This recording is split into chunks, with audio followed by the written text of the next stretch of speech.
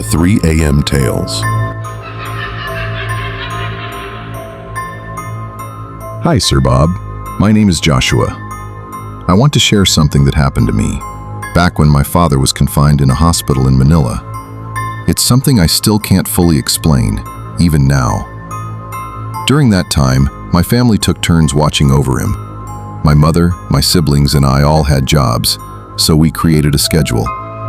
Only one of us could stay at the hospital at a time. I usually took the night shift. I worked in the morning, and my workplace was close to the hospital, so it made sense for me to stay overnight. At first, everything felt normal, tiring but manageable. Hospitals at night are quiet, too quiet sometimes. You hear distant footsteps, occasional voices, the faint sound of machines, but most of the time, it's just silence. On my first night, I made a simple mistake. I forgot to ask where the restroom was. It didn't seem like a big deal at the time, until I actually needed it. The bathroom inside my father's room was under maintenance, out of order, so I had no choice. I had to go downstairs. There were 2 ways down, the stairs or the elevator. I didn't even think twice. I chose the elevator. I've never liked using stairs in old buildings. There's something about them. The echo, the darkness. It always feels like someone is following you. So the elevator felt safer, faster. I stepped out into the hallway, and that's when I noticed something. It was darker than I expected. Not completely pitch black, but dim enough that everything looked off. The lights felt weak, flickering slightly, stretching shadows across the walls. I couldn't even tell what time it was anymore. It felt like the whole place was frozen in time. I walked quickly toward the elevator, trying not to think too much. When I got there, I pressed the button and waited. That's when the urgency hit me. I really needed to pee, but the elevator was taking its time. Every second felt longer. The silence around me didn't help. Finally, the doors opened. I stepped inside immediately, pressed the button for the ground floor, and waited. The doors closed. The elevator started moving. For a moment, everything felt normal again, until suddenly, it stopped.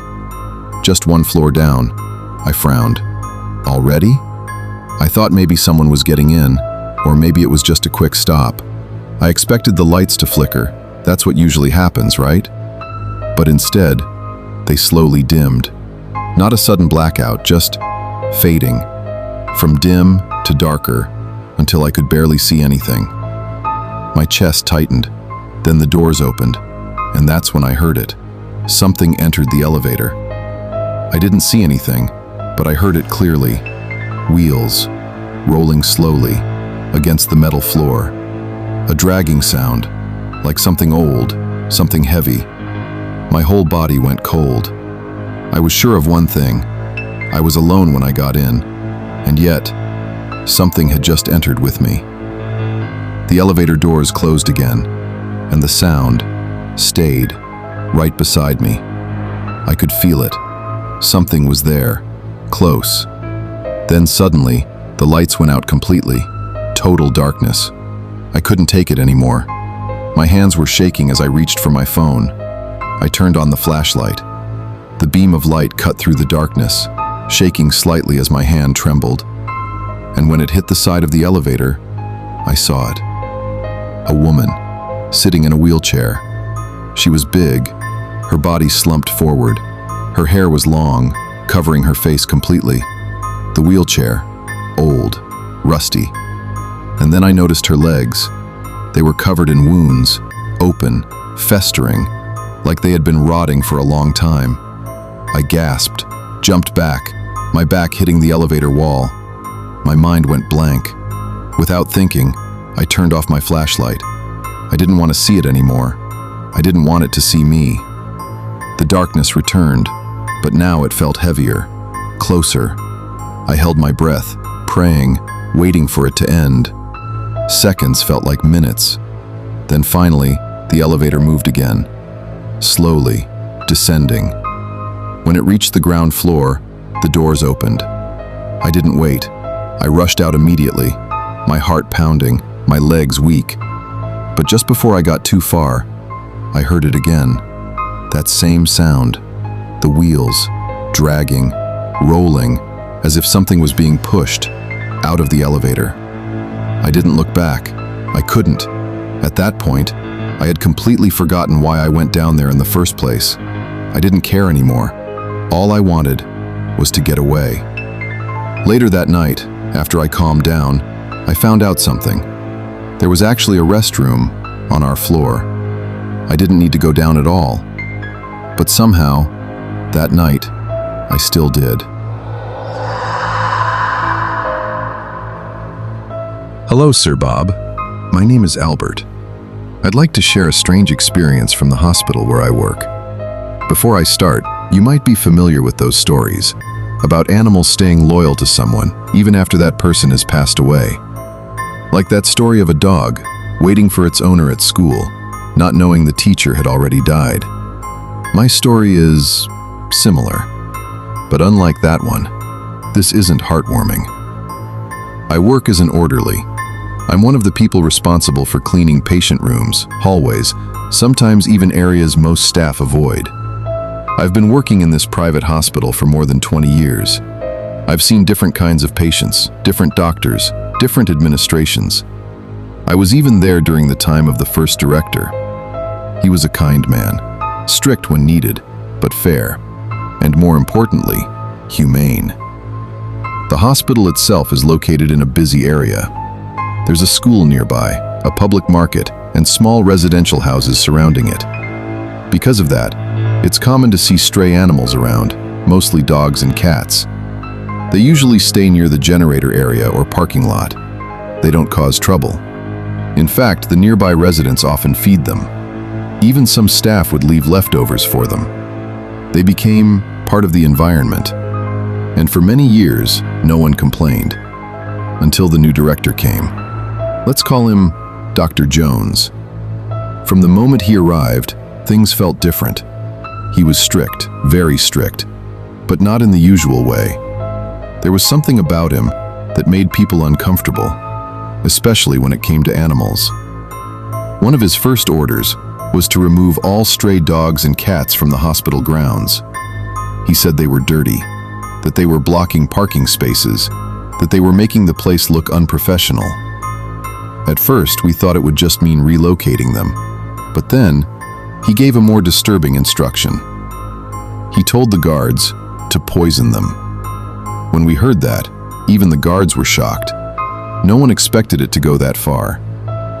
Thankfully, the guards didn't follow that order. Instead, they went around warning the nearby residents. They told them to keep their pets inside because the new director was getting angry. The residents couldn't believe it. They were used to the old director, someone who never treated animals that way. But Dr. Jones was different. Whenever he saw a dog or a cat, he would chase them, kick them, throw things at them. And he didn't even try to hide it. He did it openly, in front of staff, in front of patients. Because of that, even we, the hospital staff, started feeling uneasy around him. Not just because of his position, but because of the way he treated something weaker than him. There's something unsettling about a person who shows no compassion. One incident made things even worse. According to one of the guards, Dr. Jones once kicked a dog in the parking area.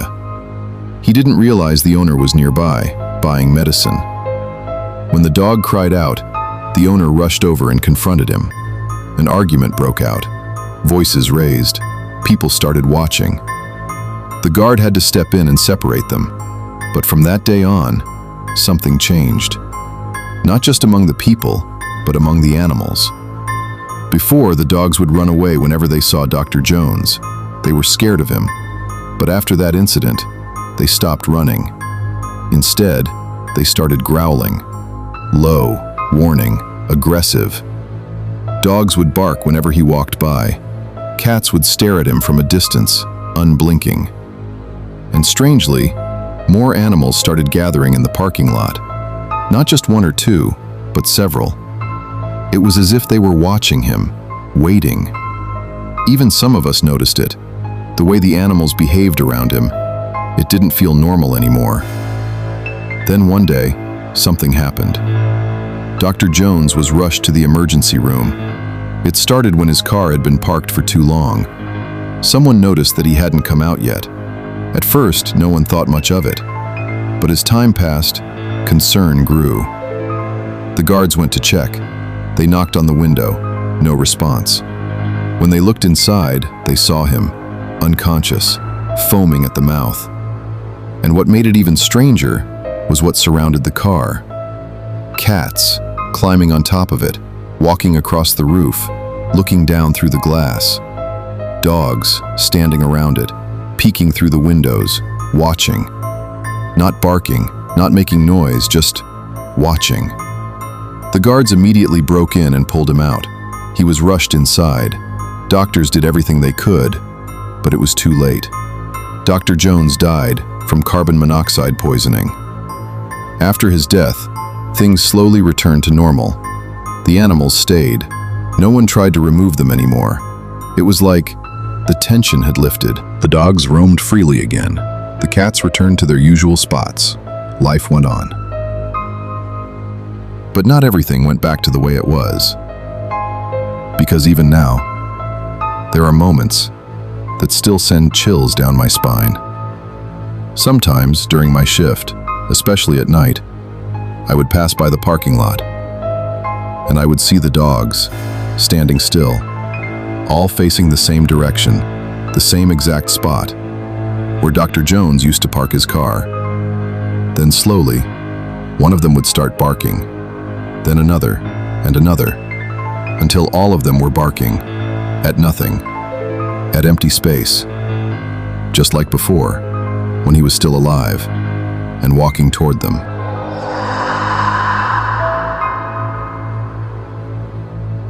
Good evening, Sir Bob.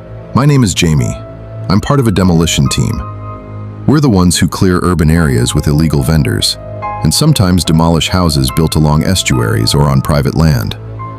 If there's no demolition scheduled, we're assigned to repaint walls and flyovers, especially those covered in vandalism. It's not an easy job. Most days are exhausting. Hot weather, crowded streets, angry people. But we do it anyway. Because at the end of the day, we're just following orders. Back then, clearing operations were very strict. All vendors along the roads had to be removed, no exceptions. We didn't just show up and take their things. We always gave warnings first. We told them ahead of time, so they could prepare. But some of them were stubborn. Even after being removed, they would come back as soon as we left. It was like a cycle: clear, return, clear again. Until one day, everything went wrong. We were assigned to clear vendors in front of a church. As soon as we arrived, they already knew. They had some kind of system: lookouts, signals. Some would bang metal boxes, others would shout, and then suddenly, everyone would start running. When we got off the vehicles, we began collecting the goods they left behind: fruits, merchandise, whatever was there. Some of them came back begging us, "Sir, please, that's our livelihood." But we couldn't stop. We had orders, and we had to follow them.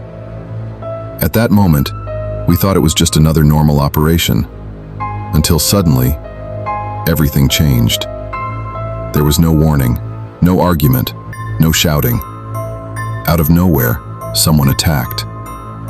One of my teammates, Maynard, was stabbed in the stomach. It happened so fast. 1 second he was standing there, the next, he staggered backward. I saw his hands go to his stomach, and then I saw it. His intestines spilling out. Everything became chaotic. People screamed, some ran, others tried to chase the attacker. But we were frozen for a second, trying to understand what just happened. Then one of our teammates reacted quickly. He removed part of his gear and used it to hold Maynard's intestines in place. I can still remember that moment clearly. The blood, the panic, the confusion. I was one of the ones who carried him. We rushed him into the vehicle as fast as we could. I could feel his weight and how weak he was becoming. No one spoke during the ride. All we could do was hope. When we arrived at the hospital, he was immediately taken to the emergency room. The doctors rushed him inside, and just like that, he was gone from our sight. That was when the fear really sank in. This wasn't just another day. This wasn't just work anymore. Minutes passed, but it felt much longer, until a doctor finally came out, and I saw it in his face. Maynard didn't make it. He had lost too much blood. One by one, my teammates left to report the incident, but I stayed behind. I don't know why. Maybe I wasn't ready to accept it. Maybe I just didn't want to leave him alone yet. His body was lying on the bed, covered with a blanket, still, silent. The only thing visible was his hand, pale, with dried blood on his fingertips. I just stood there, looking at him. I don't know how long, until suddenly, his hand moved. I blinked, thinking I imagined it, but then it moved again. Slowly, his fingers opened, resting gently on the bed. My heart started racing. A thought immediately came to my mind. He's alive.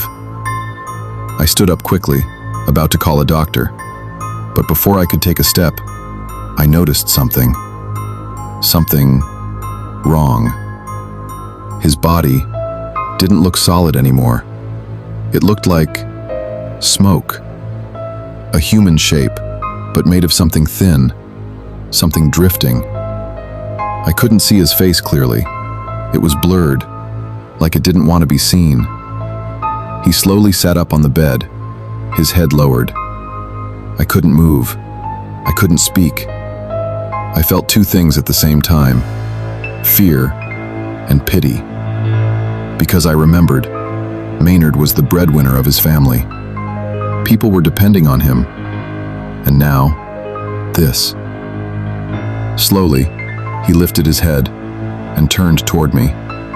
But even then, I still couldn't see his face. Then he stood up. That was when my fear grew stronger. I thought he might come toward me, or worse, try to take something from me. But he didn't. He turned his back and walked toward the door, step by step, slow, silent. Then he walked out, just like that, gone. For a few moments, I couldn't move. I couldn't move. I didn't know what I had just witnessed, but after a while, I gathered the courage to move again. Slowly, I walked back to his bed. My hands were shaking as I reached for the blanket. And then, I lifted it. His body was still there, unmoving, lifeless. But when I looked at his face, I noticed something. There was a tear at the corner of his eye. That was the first time in my life that I saw something I couldn't explain. Right in front of me, I watched a man's soul leave his body. And until now, I still remember it clearly.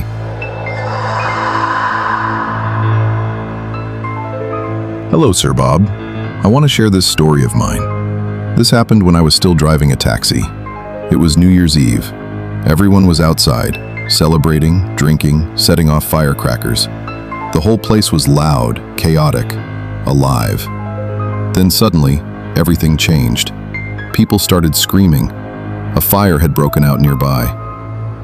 At first, we thought it was small, but within minutes, the flames started growing. Everyone panicked. People rushed back into their homes, grabbing whatever they could: appliances, clothes, important documents. Even if the fire wasn't that close yet, no one wanted to take chances. I did the same. I carried our things outside, then helped my neighbors move theirs. The air quickly filled with smoke, mixed with the smell of gunpowder from the fireworks. While I was carrying a storage box, a friend of mine suddenly called out to me. His voice was urgent, panicked. He told me his younger brother, Alan, had been stabbed while trying to break up a fight. He begged me to bring him to the hospital immediately. Everything was happening at once. Fire, then stabbing, right at the start of the year. It didn't feel real. We didn't waste time. We carried Alan into my taxi and rushed to the nearest hospital. He was losing blood, barely conscious. When we arrived, it was chaos. The emergency room was packed, people everywhere, crying, shouting, calling for help. Most of the patients had firecracker injuries, hands blown open, faces burned, blood everywhere. The smell hit me the moment we stepped inside. Blood, alcohol, burnt flesh, gunpowder, even human waste. It was overwhelming. We tried to get help, but no one attended to us right away. The doctors and nurses were already overwhelmed. My friend started panicking. He grabbed one of the doctors, almost dragging him toward us. Eventually, Alan was taken in. They placed him behind a curtain and began treating him. We were left outside waiting, helpless. My friends were crying hysterically, shaking. I didn't know what to do, so I told them I'd go buy water, just to help them calm down. As I walked through the hallway, I couldn't help but look around. Patients were lying everywhere, some on stretchers, some on chairs, others just sitting on the floor. That's when I saw her. A woman, walking slowly between patients. She didn't look like she belonged there. Not a nurse, not a relative. She moved quietly, stopping from time to time, looking at the injured, especially those with severe wounds, hands that were torn apart, fingers missing. There was something disturbing about the way she looked at them, like she was studying them, or waiting. Then I saw her do something I'll never forget. Near one of the beds was a basin. It was filled with dirty, bloody water, the kind used to clean wounds. Without hesitation, she picked it up. No one noticed her. No one stopped her. She carried it outside, slowly, casually. I don't know why, but I followed. At a distance, careful not to be seen. She went near a plant box outside the hospital, sat down, then poured the contents of the basin into a container, like a jug. And then, she drank it. My body froze. I couldn't move. It wasn't just a sip. She drank it like water, like it was normal. That's when I ran. I went straight back to my friends, out of breath, shaken. I told them everything I saw. At first, they didn't believe me, but when they saw my face, they knew I wasn't joking. We went back outside together, but when we got there, she was gone. No sign of her, no trace, only the basin, left behind. We picked it up and returned it to one of the nurses. I told her what happened, what I saw. She just laughed, not shocked, not confused, just laughed. Then she said something that made it worse. "Oh, her. We just ignore her. She doesn't harm anyone." I stared at her, confused. "How can you ignore that?" But she just shrugged. They had tried to catch the woman before, but she was fast, too fast. She would just disappear. Some people believed she was an Aswang. Others said she was just mentally unstable. I didn't know what to believe. All I knew was what I saw. Alan survived that night, thankfully, but I couldn't forget the woman. Sometimes, I would go back to that hospital, not because I had business there, but because I was curious. I wanted to see if she would come back. And one time, she did. I saw her again, from a distance, and this time, I noticed something else. The smell. Even from where I stood, I could smell it. Rotten, like infected wounds, left untreated for too long. That was enough for me. I stopped going back after that, and until now, I still hope I never see her again.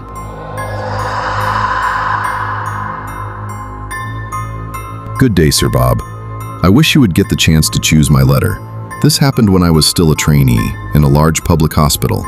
At that time, I was close to finishing my required duty hours. I only had one shift left, just one more night, and I'd be done. It was around 8 p.m. when everything started. The maternity ward was already busy.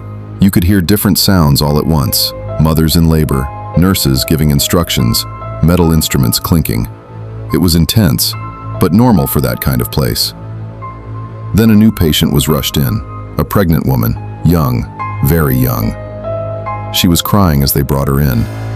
I later found out she was only 17 years old. It was her first pregnancy. What stood out immediately was her stomach.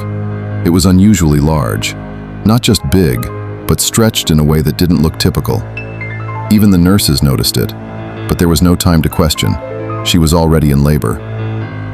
She was placed on the delivery bed, crying, shaking, barely able to follow instructions. The doctor on duty, let's call him Dr. Jacob, took charge. He was experienced, calm, but firm. "Push," he instructed. "Push harder." But something was wrong. Instead of pushing, it looked like she was holding the baby in. Her body was resisting. Every time the doctor told her to push, she would hesitate, almost like she was afraid of what was about to come out. Minutes passed, then longer. Her condition started to worsen. Her blood pressure was rising, dangerously high. Dr. Jacob suggested an emergency C-section. It was the safest option at that point. But the girl refused. She shook her head repeatedly, crying even harder. "No, no."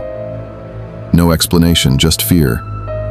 The room grew tense. Everyone could feel it. The doctor tried to convince her again, but she wouldn't agree. So there was no choice. They had to continue with a normal delivery. Then suddenly, everything changed. With one final push, the baby came out. For a brief moment, everything went quiet. And then, we saw it. The baby wasn't normal. Its skin was green, not pale, not bluish like some newborns, but distinctly green. And then we noticed the hair. It already had thick, curly hair, white. Not just a few strands, a full head of it. Its eyebrows, its eyelashes, also white. The features were sharp. A defined nose, well-shaped lips, unnaturally red. And strangely, despite everything, the baby looked handsome. Not deformed, not monstrous, just different. But there was one thing that mattered most. It wasn't moving. It didn't cry. The doctor did what he could. He tried to stimulate it, tapped it, checked for any response. Nothing. The baby was dead. The room slowly filled with sound again, but it wasn't relief. It was grief. The girl's mother broke down crying, loud, uncontrollable. But the girl, the young mother, just stared. Blank. No tears, no reaction, like she already knew. Later on, the mother approached the doctor. She begged him to keep everything confidential. No records, no reports, no questions. At first, it didn't make sense, but eventually, we found out why. According to them, the father of the baby wasn't human. They said he was a supernatural being. The girl had met him while visiting Pennsylvania. She said he worked there, as a guard. He was polite, charming, always well-spoken. He started visiting her, again and again, until eventually, she fell for him. And then, she got pregnant. But after that, he disappeared, completely. When they tried to look for him, no one knew who he was. No guard matched his description. No record, nothing.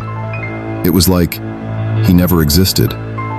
Desperate for answers, the family went to a folk healer, and according to him, the man wasn't human.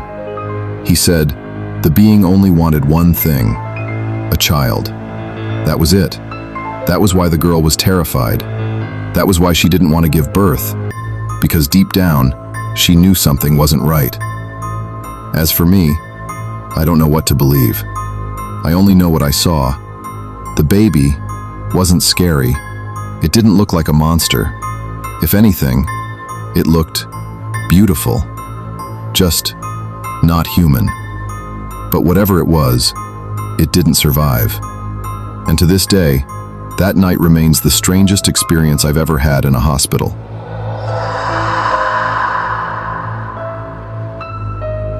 Good evening, 3 a.m. Tales, and to everyone listening.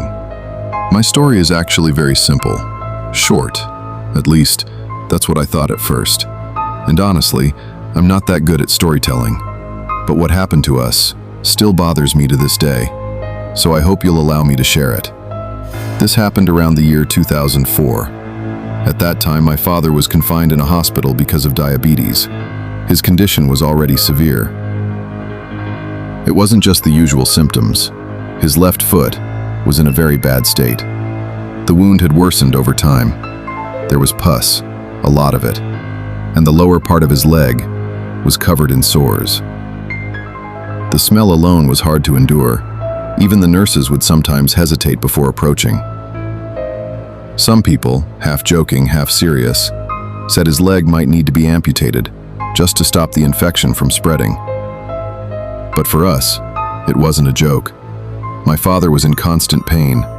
Every movement, every touch seemed to hurt him. Sometimes he would just lie there, quietly crying, trying not to let us see how much pain he was in.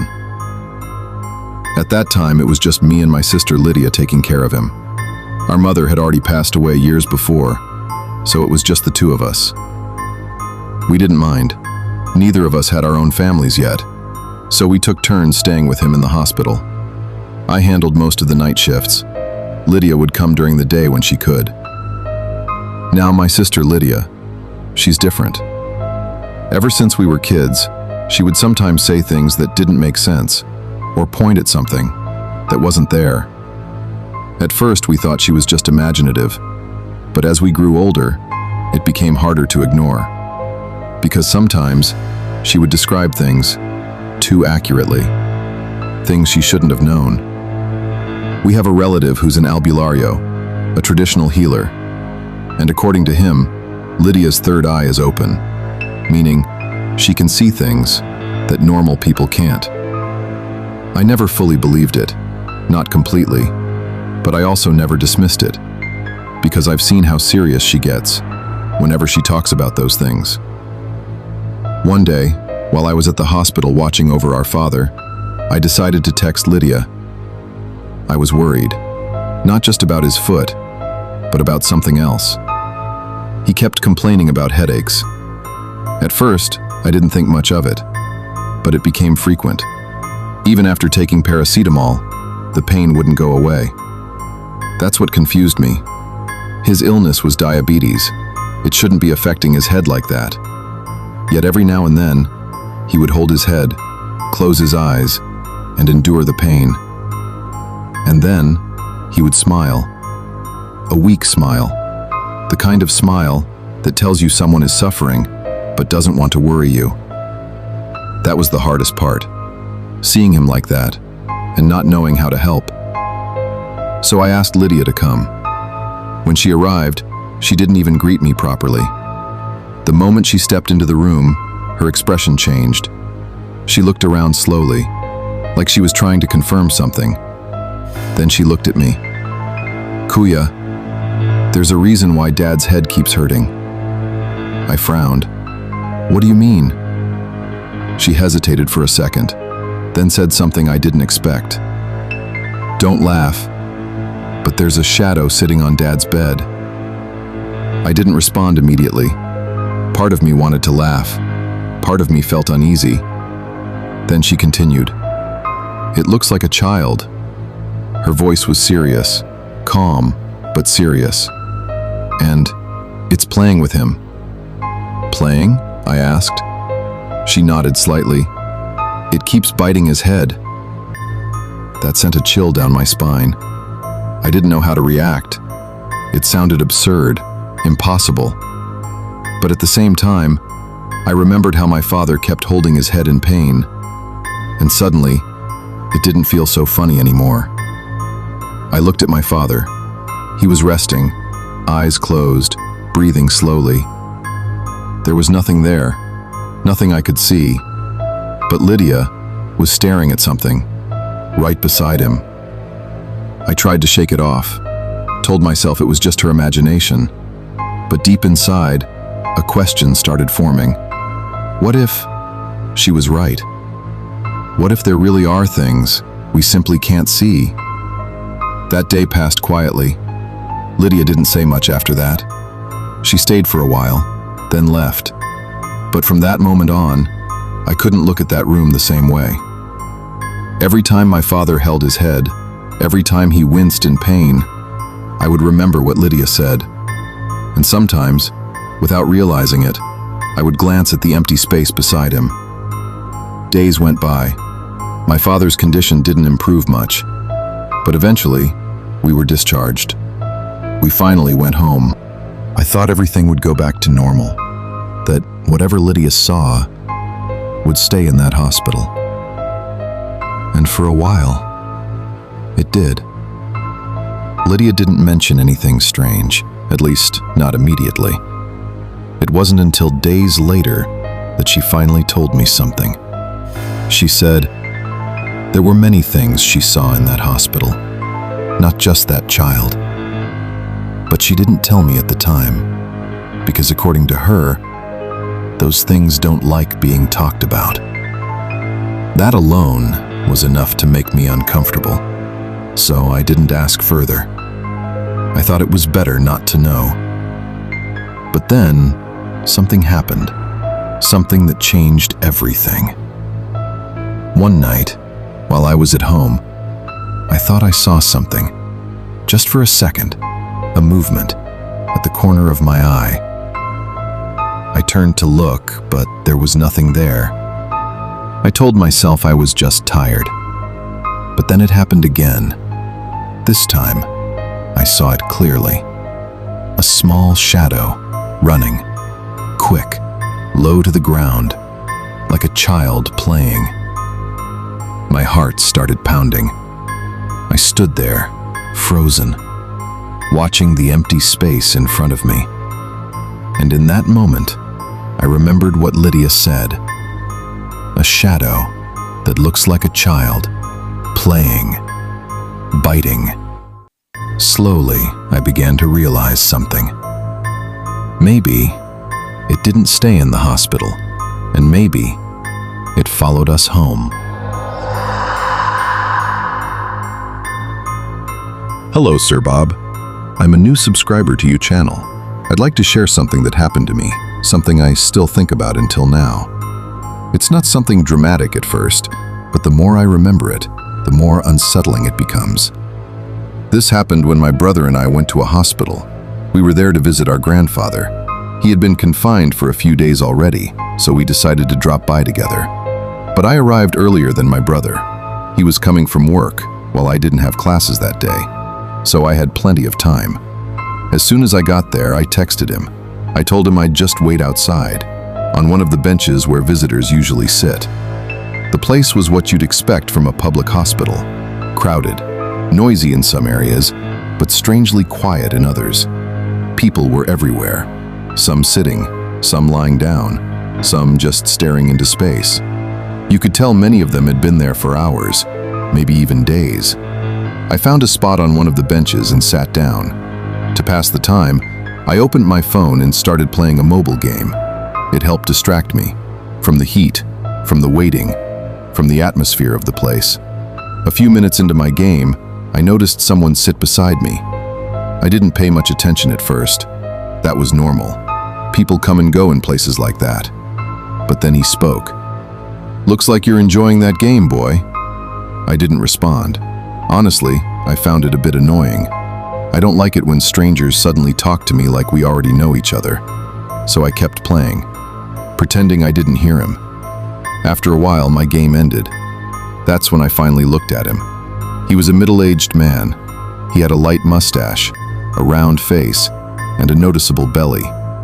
He was looking at me, smiling. So, out of politeness, I smiled back. After that, he became quiet. No more comments, no more questions. Time passed, but my brother still hadn't arrived. No messages, no calls.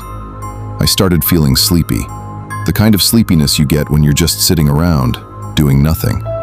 So instead of playing another game, I decided to just observe the people around me. There's something about hospitals. You see different kinds of stories just by watching. Families waiting, patients resting, others silently worrying.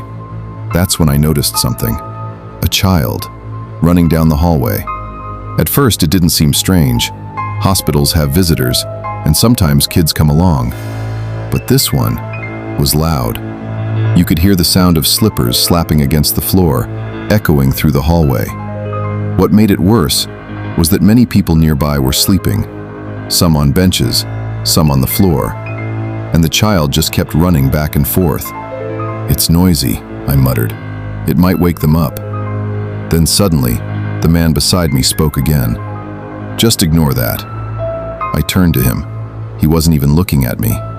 "That's not a child," he added in a low voice. I froze. "What do you mean?" I asked.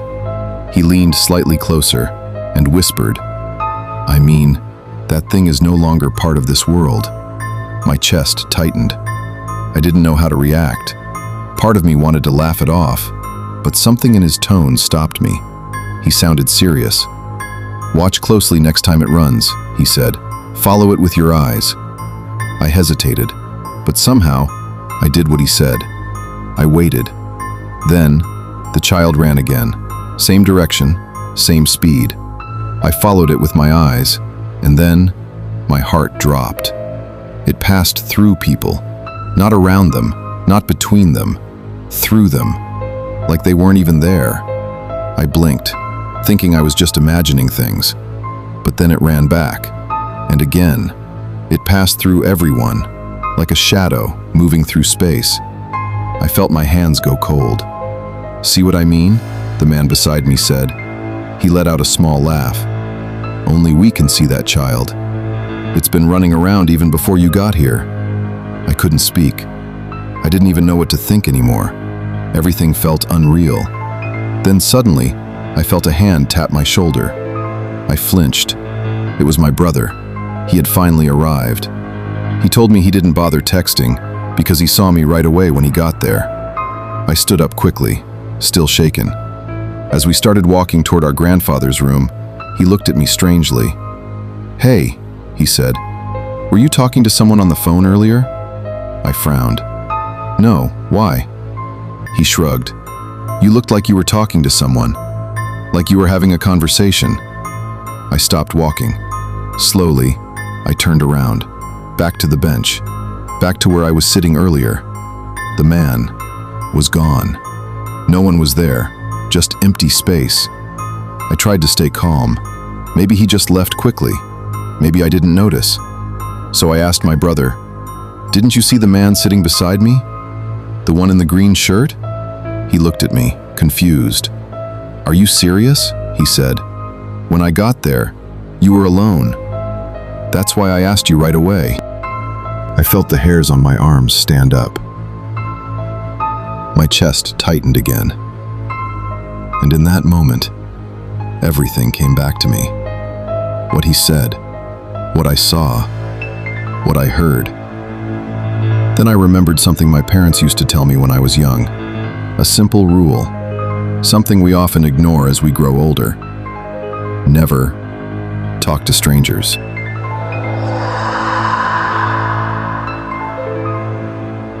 Good evening, Sir Bob. I am one of your many silent listeners. I've spent countless nights with your voice as my only company, never thinking I'd have a reason to write to you myself. I don't consider myself a person who attracts the supernatural. I'm a skeptic by nature, or at least, I was. But what happened a few years ago in that hospital, it didn't just change my mind, it scarred it. This happened when my nephew Billy was only 4 years old. He was the light of our family, a hyperactive, fair-skinned little boy who couldn't stay still for a second. But that light was nearly extinguished by a freak accident in the kitchen. A pot of boiling water, a clumsy reach, and in a heartbeat his childhood was replaced by the sterile, agonizing world of the hospital. He was confined to the burn ward. If you've ever been to one, Sir Bob, you know the atmosphere is different there. It's heavy. There's a constant underlying scent of burnt skin and heavy antibiotics that no amount of cleaning can truly mask. Because his parents were working double shifts to afford the mounting medical bills, the duty of watching over him fell to me. I didn't mind. I loved that kid. But the hospital at night, it does something to your mind. Billy was the youngest patient in the ward. His injuries were severe, deep, weeping burns across his thighs and legs. He was wrapped in thick, white gauze from the waist down, looking like a little mummy. The pain made him restless. He was too young to understand why he had to stay in that cramped bed, hooked up to an IV drip that hummed like a low mechanical heartbeat. By the second day, the cabin fever set in. He would tug at my sleeve with his small, pale hand, his eyes welling up. "Uncle," he'd whisper, his voice raspy from crying. "Can we walk? Please, just a little bit." It broke my heart. He couldn't walk on his own. The skin was too raw, the pain too sharp. So I would carefully lift his small frame, cradling him in my arms, while my other hand navigated the heavy metal IV stand. We became a familiar sight in those hallways, the tired uncle and the bandaged boy, slowly shuffling through the labyrinth of the hospital. The hospital was an old structure, a sprawling maze of cold linoleum and flickering fluorescent lights. Billy was fascinated by it. He would point his tiny finger toward the darkened ends of corridors, toward the places where the janitors kept their carts, or toward the heavy fire doors that led to the stairwells. "There, Uncle. Let's go there," he'd say. Sometimes he'd beg to go outside, to see the trees, but I couldn't allow it. The doctors were strict. Burn victims are incredibly vulnerable to infection. Even a speck of dust could be dangerous. We were trapped in that sterile bubble. On the third night, the atmosphere shifted. We were doing our usual rounds around 11 p.m. The ward was quiet, save for the distant coughing of other patients and the squeak of my sneakers on the floor. Billy was unusually silent, resting his head on my shoulder. Suddenly, his body tensed. There he is. Let's follow him, Uncle." I stopped. The hallway ahead was empty, save for a janitor about 50 yards away, turning a corner with a mop bucket. "The janitor, Billy? We can't follow him, he's working." Billy shook his head vigorously, his grip on my neck tightening. "No, not the man, the child. Let's follow the child. He wants to show me something. He's waving at us." I looked again. I squinted, searching the shadows near the water fountain and the recessed doorways of the private rooms. There was nothing, just the flickering light of a quiet please sign. "What child, Billy? There's no one else out here." "The bald child, Uncle. Look, he's right by the big silver doors. He's calling me. He wants us to ride the elevator with him." A cold chill, like a drop of ice water, ran down my spine. The silver doors he was pointing to were the service elevators, the ones used to move stretchers and the deceased. I looked at the elevator doors. They were closed. The floor indicator wasn't moving. There was absolutely no one there. "Billy, there's no bald child. Maybe you're just tired. The medicine makes you see funny things sometimes." "He's not funny," Billy snapped, his voice rising in a way that made my hair stand on end. "He's right there. He has no hair and his skin is very white like mine. He's smiling, Uncle. He says there's a playground downstairs." I didn't wait for another word. I turned around and began walking, almost running, back toward our ward. I lied to him, telling him his mom had messaged me saying she was bringing him a burger. It was a cheap tactic, but it worked. He settled down, but as we entered the ward, he looked back over my shoulder one last time. "He's sad now, Uncle. You were mean to him." I told his mother about it the next morning. I expected her to be worried, but she just sighed, a weary, hospital-hardened look in her eyes. "It's a hospital, brother," she said, stirring a cold cup of coffee. "People pass away here every day. Some of them stay behind. As long as it isn't hurting him, don't let it get to you. Focus on getting him home." But I couldn't shake the feeling of being watched. Every time I carried Billy through those halls, I felt eyes on the back of my neck. I felt a presence just out of my peripheral vision, a small, pale shape that vanished the moment I turned my head. The night before Billy was supposed to be discharged was the worst. I was exhausted. 5 days of sleeping in a stiff plastic chair had taken its toll. I had fallen into a heavy, dreamless sleep around 3 a.m. My phone was resting on my lap. I jolted awake. My phone had slid off my lap and hit the floor with a loud crack. The sound echoed unnaturally loud in the silence of the ward. I blinked, rubbing my eyes. The ward was bathed in that dim, eerie blue nightlight. The other watchers were sprawled out, snoring softly. I reached down to grab my phone, but as I straightened up, my heart skipped a beat. Billy's bed was empty. My blood ran cold. Billy couldn't walk. He shouldn't have been able to even sit up without help. I looked toward the exit of the ward, and my breath hitched in my throat. There he was. He was near the heavy swinging doors that led to the main hallway. He was standing, actually standing on his bandaged legs. He was limping, a slow, painful shuffle, his IV pole rattling weakly as he dragged it along. He reached for the door handle, his small voice echoing in the hollow silence. "Wait. Wait for me. I'm coming with you." The terror that gripped me was unlike anything I've ever felt. It wasn't just that he was out of bed. It was the way he was moving. It was like he was being pulled by an invisible string. "Billy!" I screamed. I didn't care who I woke up. I scrambled across the room, catching him just as he reached the door.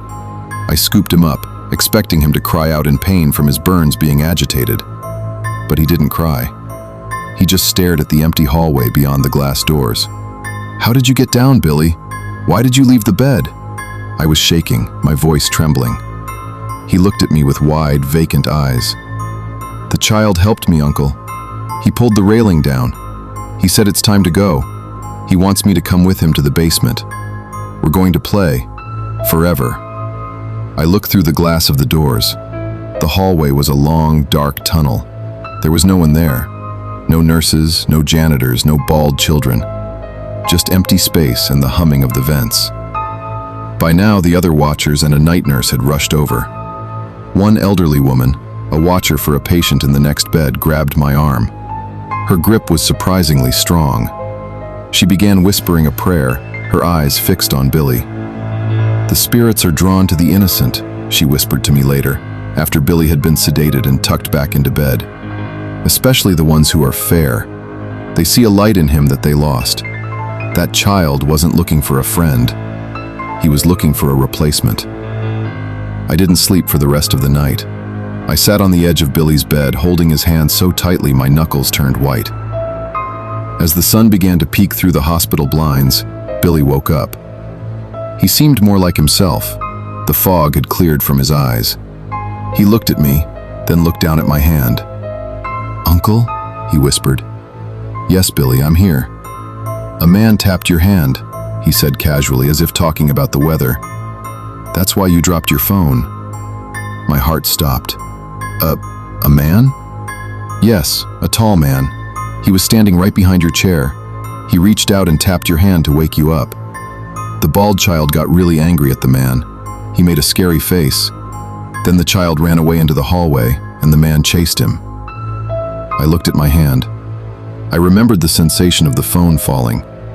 I had assumed it just slipped because I was asleep. But Billy saw it. I don't know who that child was, or what would have happened if Billy had made it through those doors. I don't know if he would have ended up in the basement, or somewhere much darker. But I do know one thing. Someone, or something, was watching over me that night. Someone who knew I needed to wake up. To whoever that man was, I am deeply, eternally grateful. Billy is fine now. He's older. The scars on his legs have faded to faint white lines. He doesn't remember the bald child. He doesn't remember the man. But every time I pass a hospital or hear the chime of an elevator, I feel that cold chill. And I find myself looking behind me, wondering if the tall man is still there, keeping the shadows at bay. Good night, Sir Bob. And to your listeners, stay safe. You never know who's walking the hallways with you.